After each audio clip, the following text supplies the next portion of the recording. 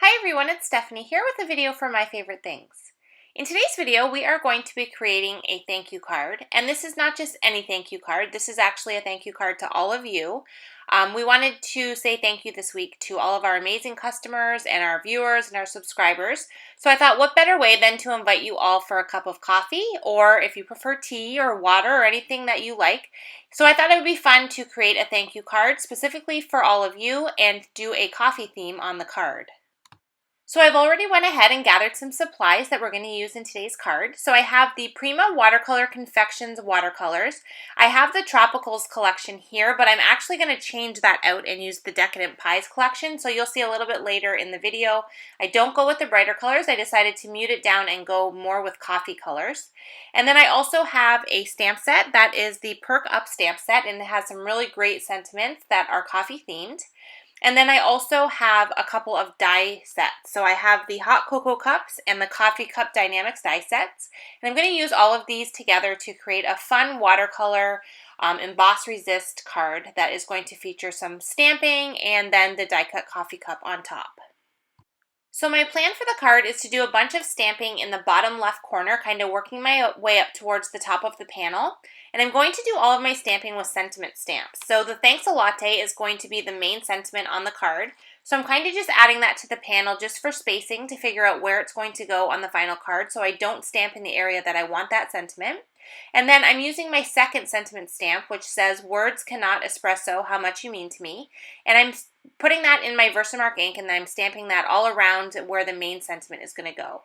And as you can see while I'm stamping this, I'm leaving a black mark all over this cardstock panel, and that is because my stamp was not fully clean when I started to stamp it in the Versamark. And Versamark is a very, very sticky clear ink. So if you have any kind of ink on your stamp already, it will definitely transfer that ink to your cardstock panel. I decided to go with it just because I knew I was going to do a lot of watercoloring on this, and normally the white embossing powder covers up that ink transfer anyway. And as you can see, now that I have it fully embossed, I don't really have any of that black showing through, so it worked out fine. So now I can go ahead and start to do the watercoloring on this panel. And like I mentioned earlier, I decided to not go with the bright colors that I was originally going to use, and I'm using the Decadent Pies Prima watercolor set. I love these watercolor sets. They are very compact, and they have all of these great watercolors inside of them. There's 12 different colors in each collection, and they come in these little pans on the inside, and then you also have this great fold-out palette that you can use to mix colors. And then I just self-created a little palette up there at the top so that I could refer to that. I think the newer sets of these actually have those in them, but you can definitely create your own.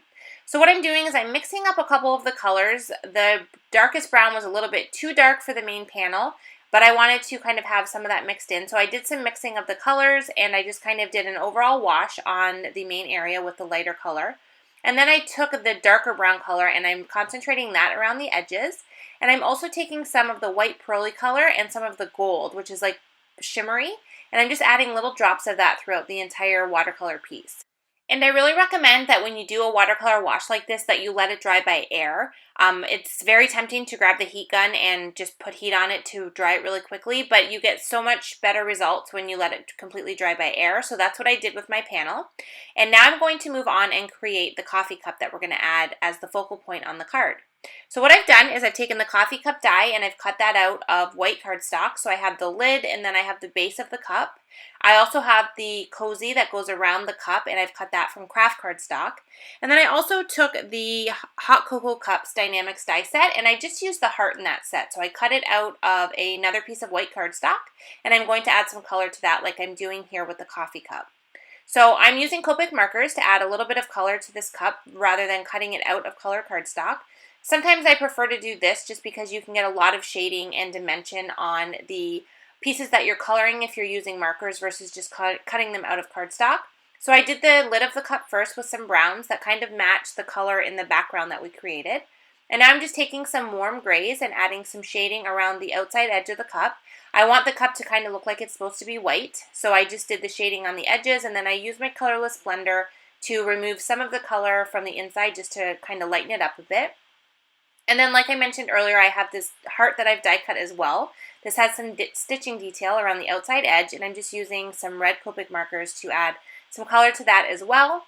And then for the cozy that I cut from craft cardstock, I'm just using an ink blending tool and some brown ink, and I'm just adding some ink around the edges just to give it a little bit more definition and dimension.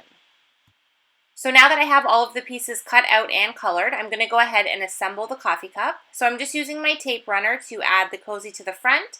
I'm going to add the lid to the very top, and then I'm just going to position that heart into the center area of the cozy. I really love combining this heart from the Hot Cocoa Cup stamp set with this coffee cup. I've done it before, and I will probably continue to do it just because I really love the look of how it looks on the coffee cup. I love the stitch detail, and I just think it's perfectly sized to go into the center area where I positioned it here. So now I'm going to go ahead and stamp the sentiment, and I left this part in just because I wanted to show you that I did originally stamp the sentiment on the actual card base. This is not how the final card is going to end up, and that's for two reasons. I first stamped it in black, and I decided after the fact that I didn't like it in black. It was too dark, and I didn't really have any black detail anywhere else on the card. And I also stamped it when the watercolor part was not 100% dry, so I didn't really realize that it hadn't fully dried.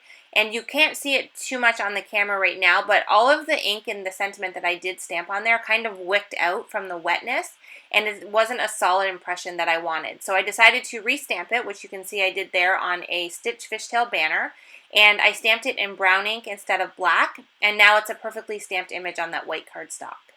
I also cut out a strip of copper sparkle cardstock and a little strip of pattern paper from the Free Spirit paper pad. And this is just going to allow me to put some detail on the right side of the card and just add a little bit more to the finished card design.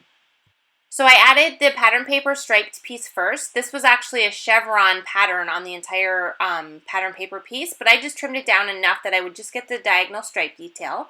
And then I'm adding my finished watercolor panel directly on top of that. I did cut some of that water panel off so that it was a little bit smaller width-wise for the card base. And then to finish off the edge there, I'm just going to add that strip of copper sparkle cardstock right in between the pattern paper and the panel. And then I can go ahead and assemble the rest of the card, which includes my coffee cup and then the stamp sentiment that we're going to put over top of the sentiment that we didn't end up liking there. So what I did is I just added the adhesive to the coffee cup first and figured out exactly where I wanted to position that, and then I stuck that down on the card. And then I'm going to stamp a little bit of steam coming from the cup.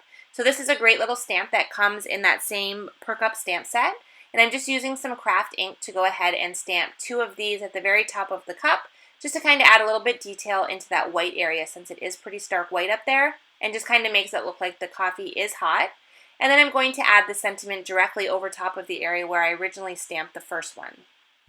And then to finish off the card, I'm adding some rose gold sequins, which is definitely not a norm for me. I usually use clear ones, but I thought the rose gold went perfectly with the colors on the card. And then I also added a bit of sparkle to the heart. So that's going to complete the card today, and once again, I just want to say thank you to all of you from all of us at MFT Stamps for always supporting us and for being such amazing customers and subscribers, and a personal thank you from me for welcoming me to the YouTube channel and allowing me to share these videos with you every week. Thank you so much for joining us, and we will see you in the next video.